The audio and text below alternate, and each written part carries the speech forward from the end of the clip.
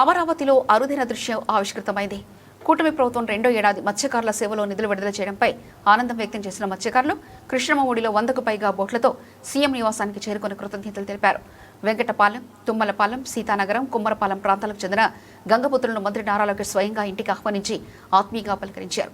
మత్స్యకారుల ఐక్యత, మాట మీద నిలబడే తత్వాన్ని ప్రశంసించిన లోకేష్ ఏ సమస్య వచ్చినా తమ ఇంటి తలుపులు ఎప్పుడూ మత్స్యకారులకు తెరిచే ఉంటాయని మంత్రి భరోసా ఇచ్చారు. అందరికీ నమస్కారం. బాగున్నారా? పొద్దున్న లేచినండి మీరు కంపట్టారు. నాకు మీ పట్టుదలే వేరు.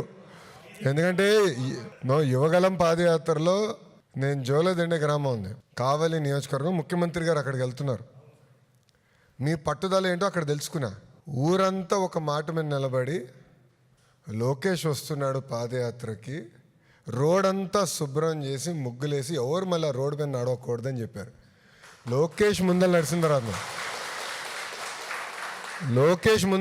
తర్వాతే వాడంకల్లా మనం అందరూ వెళ్ళాలని చెప్పారు. నేను ఆశ్చర్యపోయా. ఎందుకంటే 3132 కిలోమీటర్లు నడిచా.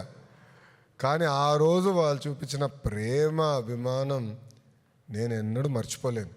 సో అందుకే మత్స్యకారుల గురించి ఎప్పుడు ఆలోచించినా, మీ సమస్యల గురించి ఎప్పుడు క్యాబినెట్ మీటింగ్లో చర్చకు వచ్చినా నాకు ఆ రోజు గుర్తొస్తుంది.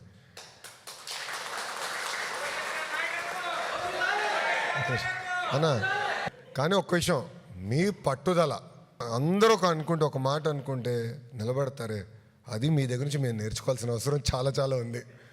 పార్టీలో కూడా మేము నేర్చుకోవాల్సిన అవసరం చాలా చాలా ఉంది. ఎందుకంటే ఈరోజు మీరందరూ కలిసి వచ్చారు.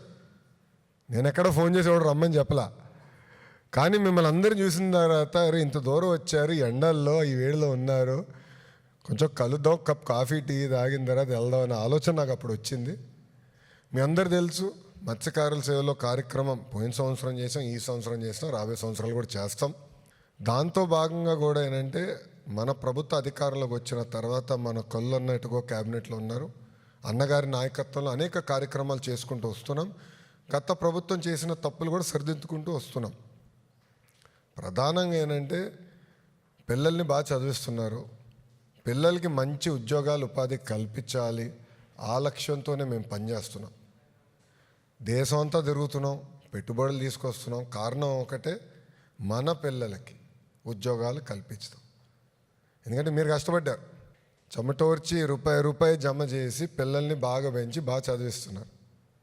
వాళ్ళు కూడా మెరుగైన అవకాశాలు కల్పించాలి. మన వృత్తిలో కానివ్వండి, లేదంటే ఇతర వృత్తిలో కూడా మంచి అవకాశాలు కల్పించాలనేది మా లక్ష్యం. దానికోసం మేము అందరం కష్టపడుతున్నాం. కానీ మిమ్మల్ని చూసినాతే నేను ఈరోజు స్టన్ అయ్యా. ఎందుకంటే మనం అనుకోలేదు కదా, అట్లా అని వచ్చేసారు అందరూ. నేను పొద్దున్న లేసి అందరూ వచ్చాడు, అప్పుడు తట్టింది, అరే మత్స్యకారుల సేవలో బాబు గారు బయలుదేరుతున్నారు కదా ఈరోజు, ఆయన పంపించడానికి వచ్చినట్టున్నారు అందరని. అప్పుడు ఫోన్ చేశారు, బాబు తప్పనిసరిగా అందరూ కలిసిన తర్వాత నేను మీటింగ్కి వెళ్తానని చెప్తాం జరిగింది.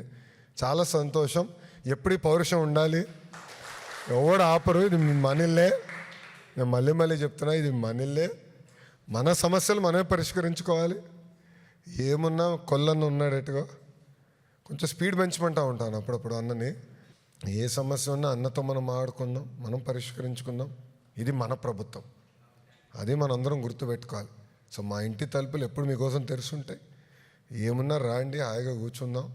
నేను ఒకవేళ అటు ఇటు పరిగెడతా ఉంటే ఎవరో ఒకరు ఉంటారు, ఇంట్లో కానీ ఆఫీస్లో కానీ టీం ఉంటుంది, ఎక్కడ కానీ మన పార్టీ ఆఫీస్లో కానీ మనోళ్ళు ఉంటారు, మీకు అందుబాటులో ఉంటారు. కానీ ఒక విషయం చెప్పాలి, నేను మరవలేంది మీ పట్టుదల. అబ్బా, మామూలు మొండి కాదు మీరు. నేను చూసా కదా కావల్లో, ఇప్పుడు జోలదిండేలో అక్కడ డిఫెన్స్ కంపెనీకి వచ్చినాం. ఊరోళ్ళందరూ ఒక తీర్మానం చేశారు, ఎవడన్నా కానీ ఫంక్షన్కి వెళ్తే తోలు తీస్తామని. ఆశ్చర్యపోయా. అంటే పట్టుదల ఒక్కసారి అనుకుంటే ఊరంతా ఒక మాట మీద నిలబడుతుంది. అది మీ దగ్గర మేము నేర్చుకోవాలి రాబాయ్.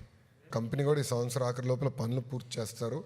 వాళ్ళు కూడా చెప్పిన, ఎందుకంటే తమిళలో వస్తున్నారు, మన ప్రాంతంలోకి వచ్చి వేటకు వస్తున్నారు, అది ఆపాలని కంపెనీ వాళ్ళు చెప్పారు. వాళ్ళకు బోట్ ఇమ్మని. దానికి ఏంటంటే మనుషులు వస్తున్నారు, అది ఆటోమేటిక్గా తిరుగుతూ ఉంటుంది ఆ కంపెనీ అది. సో బోట్లు కూడా డిఫెన్స్ ఉంది కదా, నేవీకి మా పైలట్లు వీళ్ళు కావాలి. ఈ బోట్లకు అవసరంలా, రూమ్లో కూర్చొని ప్రోగ్రామ్ చేసి పెట్రోలింగ్కి వెళ్తూ ఉంటుంది. వాళ్ళని ఒక బోట్ కూడా ఇమ్మన ఇస్తేనంటే అప్పుడు మన మత్స్యకారులకు ఇబ్బంది ఉండదని. అని ఇదే పట్టుదల మెయింటైన్ చేయండి. తగ్గేదే లేదు. ఇదే పట్టుదల ఉండండి. మీకు అండగా నిలబడే బాధ్యత మాది. ఓకేనా?